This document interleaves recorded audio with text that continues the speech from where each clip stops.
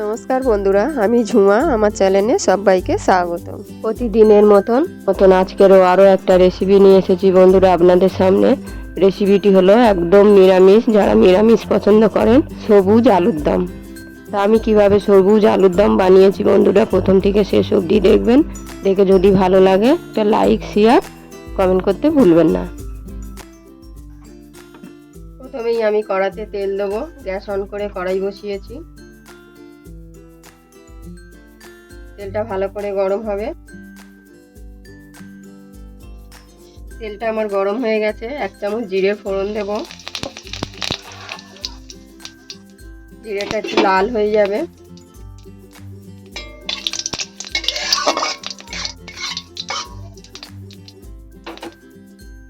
জিরে লাল হয়ে গেছে, আমি আলুগুলো ভেজে নেব।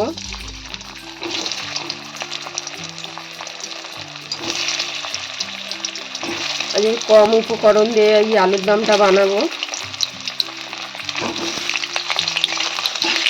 এখানে আমার 600 গ্রাম আলু আছে। মাঝখান দিয়ে 2 টুকরো করে নিয়েছি, কিন্তু আলুটা আমি আগে থেকে সেদ্ধ করে রেখেছিলাম। সেদ্ধ করে নিয়েছি এই আলুটা। এই আলুগুলো লাল করে আমি ভেজে নেব।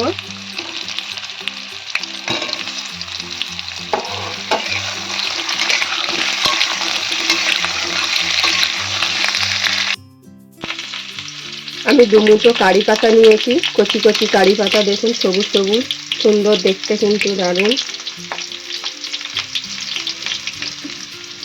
আর 1 মুঠো ধনে পাতা নিয়েছি। 4টে কাঁচা লঙ্কা নিয়েছি। নিয়ে আমি এটাকে বেটে নেব। সাথে 2টো আমি টমেটো দিয়েছি, বড় বড় টমেটো দিয়ে বেটে নেব। আমি মিহি করে বেটে নিয়েছি। দেখুন বন্ধুরা, অল্প জল দিয়েছি, জল দিয়ে বেটে নিয়েছি। আমি ঢেকে সাইডে সরিয়ে রাখবো। আলুটা লাল হয়ে গেছে, দেখুন, আরও অল্প একটু লাল হবে। আলুগুলো আমার ভাজা হয়ে গেছে। এবারে দেখুন, লাল লাল করে ভেজে নিয়েছি। আমি 1 চামচ লাল লঙ্কার গুঁড়ো দেবো। 1/2 চামচ হলুদ দেবো। পরিমাণ মতো নুন দেবো। অল্প চিনি দেবো। দিয়ে আবার ভালো করে কষিয়ে নেব।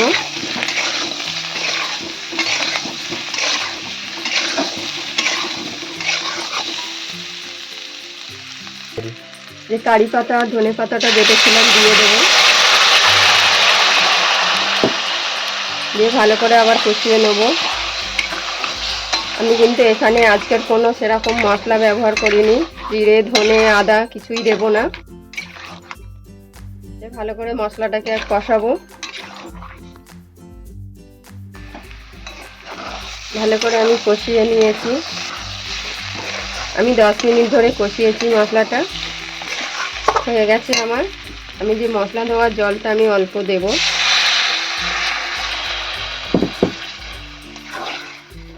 দুটো কাঁচা লঙ্কা চিড়ে দিয়ে দিয়েছি। নুন লঙ্কাটা আপনাদের স্বাদ অনুযায়ী দেবেন। আরো অল্প জল দেব।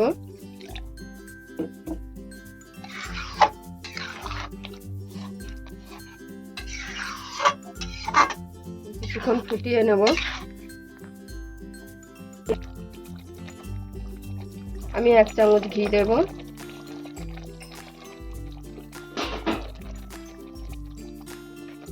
হাফ চামচ ভাজা মশলা দেব।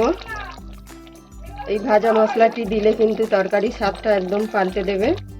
আর এই ভাজা মশলাটি কমেন্ট বক্সে দেওয়া আছে, অবশ্যই আপনারা দেখে নেবেন।